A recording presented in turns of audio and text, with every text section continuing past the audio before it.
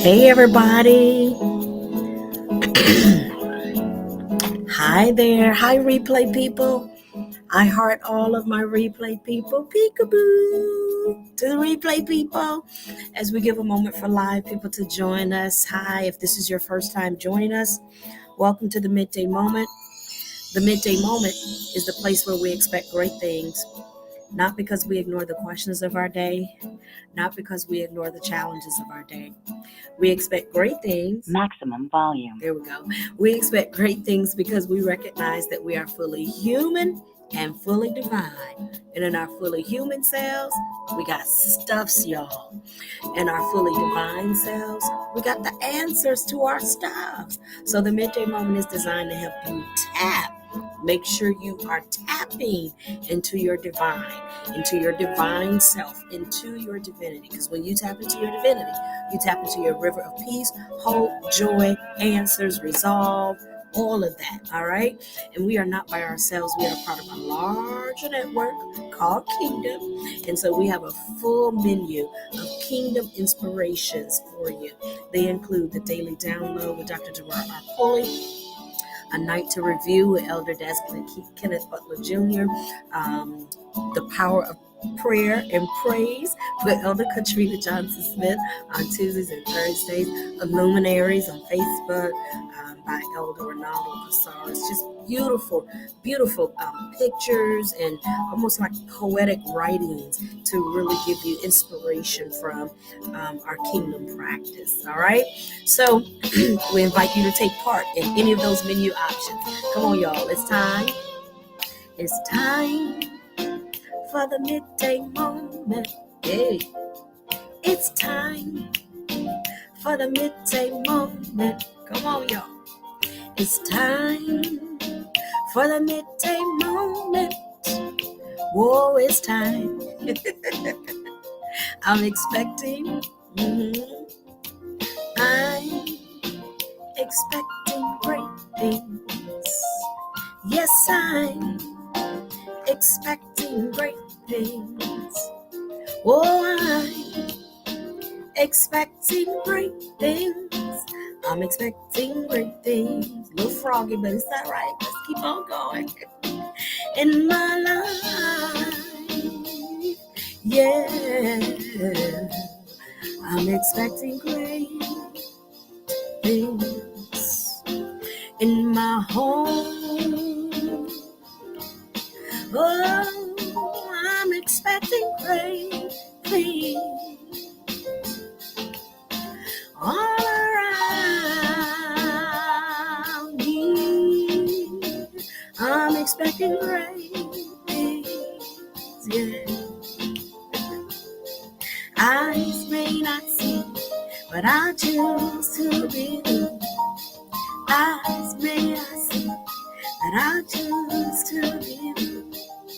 You may not see, but I choose to believe. Sometimes I may not see, but I choose to believe. I believe in great things. Yeah. All right, everybody, say thank you, theme song. Thank you, theme song. All right, theme song says you are welcome. All right, everybody, welcome to the Midday Moment. We are finishing up. We're finishing up our book. It's just that simple. And you know what? I'm going to show you. It's over here. Isn't it over here? I'm going to show you where we're headed. Okay.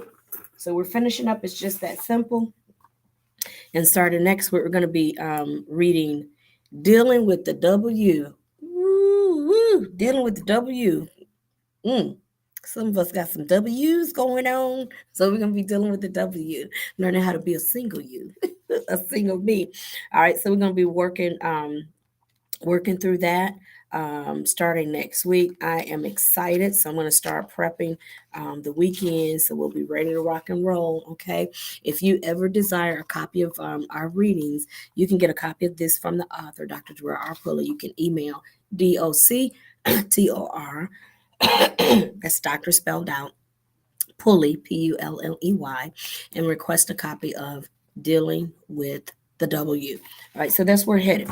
But for now, let's go ahead on and complete our last section here, and it's just that simple. So if you remember, those of you that have been with me for a minute going through this book was written based off the premise that a lot of times we make it easy to invite people into a faith experience, but then we make it so difficult for them to have the faith experience. So to have this faith experience that we call kingdom, it's built on three fundamental pillars: to see God as love and to love God as love.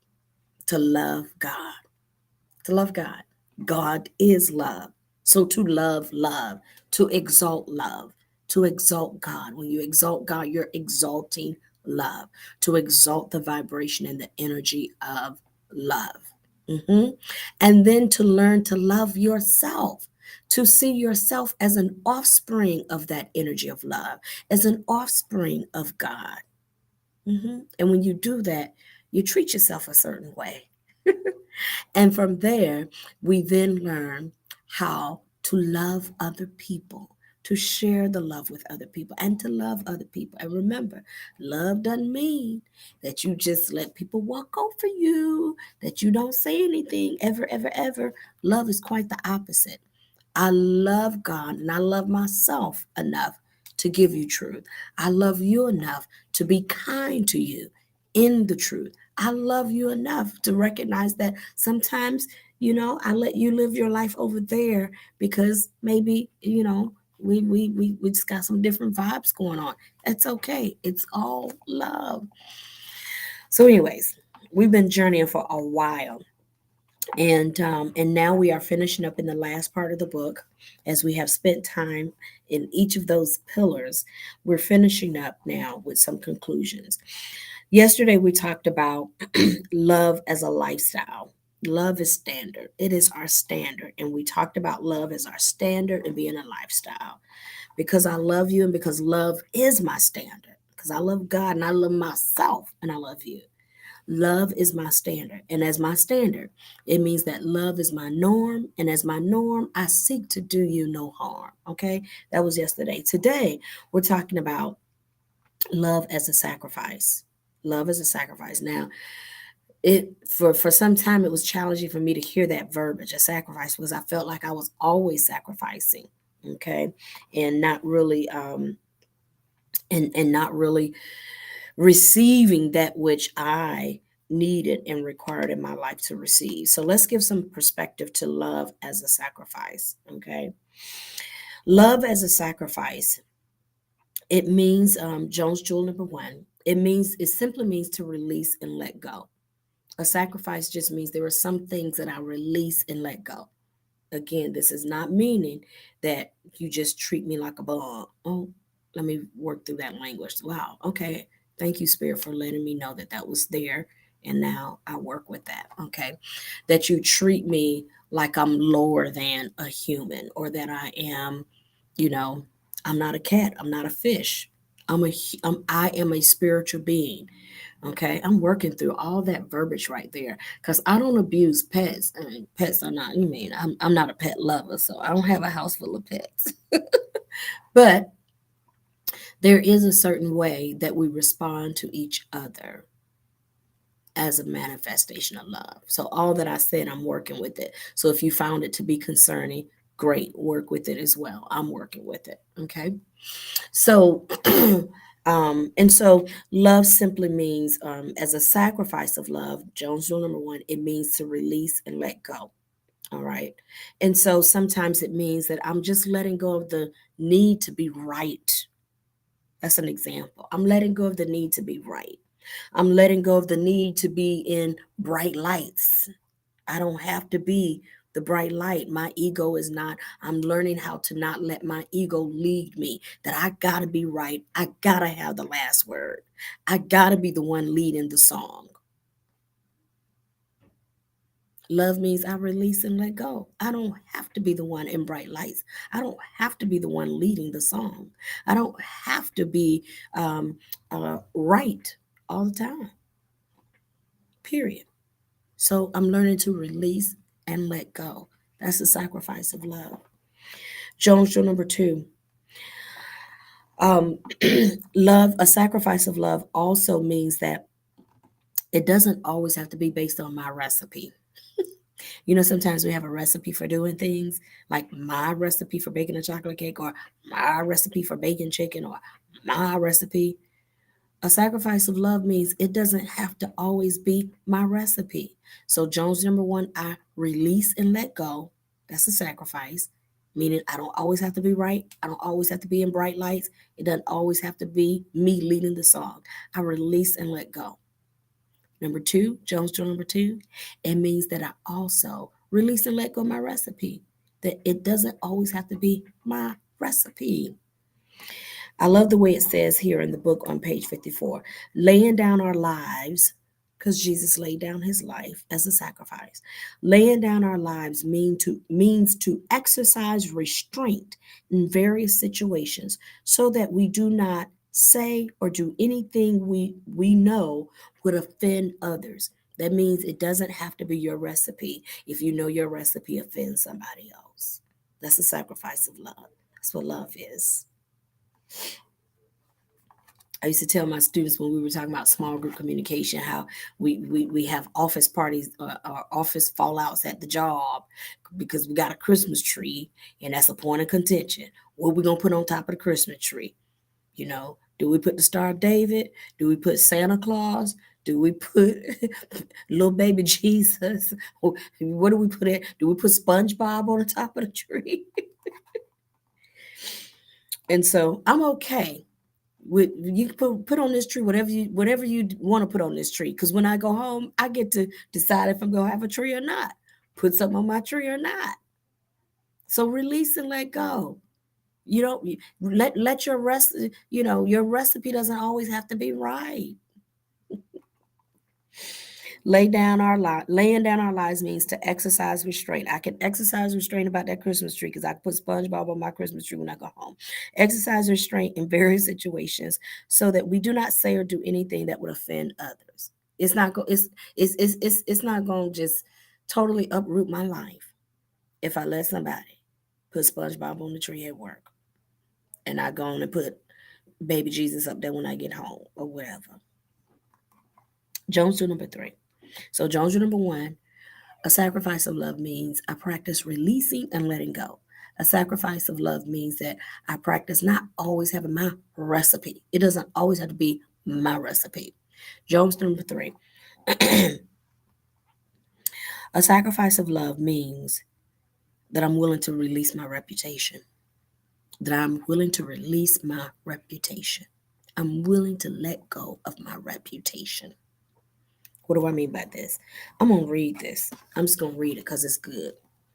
Jesus Christ loved everybody, as I always sure. He even ate with the publicans and sinners. Matthew 9 through 12. I'm on page 54. He received a lot of persecution from the religious leaders of his day because he loved and interacted with all types of people. He loved, however, Jesus did not allow their prejudices to affect his love. Let go of my reputation. You call me whatever you want to call me. Just because you got a prejudice doesn't mean I have to have it. You worry about your reputation of working with certain people, that's you, not me. He refused to discriminate against people because of their age, gender, race, religion, sexual orientation, educational level, socioeconomic status, or physical or mental abilities. Jesus loved the little children and allowed them to come to him regardless of their age. That's an example. Jesus loved the woman with the issue of blood and allowed her to touch the hem of his garment regardless of her gender. That's an example. Jesus loved the woman at the well regardless of her Samaritan race or culture. Come on now. Jesus loved Nicodemus regardless of his Orthodox religious background. Jesus loved the woman caught in adultery regardless of her sexual experience or sexual orientation, sexuality, period. Jesus loved the widow who gave a penny regardless of her social economic status, social income. Jesus loved the man at the pool of Bethesda regardless of his physical condition. Jesus loved the young rich ruler regardless of his educational level. Come on, y'all. This whole page is just preaching. Jesus loved the man with the legion of demons regardless of his spiritual, mental, or emotional condition. My goodness. Jesus loved everybody unconditionally, and he wasn't concerned about his reputation. That's the sacrifice of love. That's what we're called to learn how to release and let go. You ain't got to be right. You ain't got to be the one leading the song. You ain't got to be in bright lights. Learning how to release and let go of our recipe. It does not have to be your recipe every time we get ready to go in the kitchen. And to release and let go of our reputation.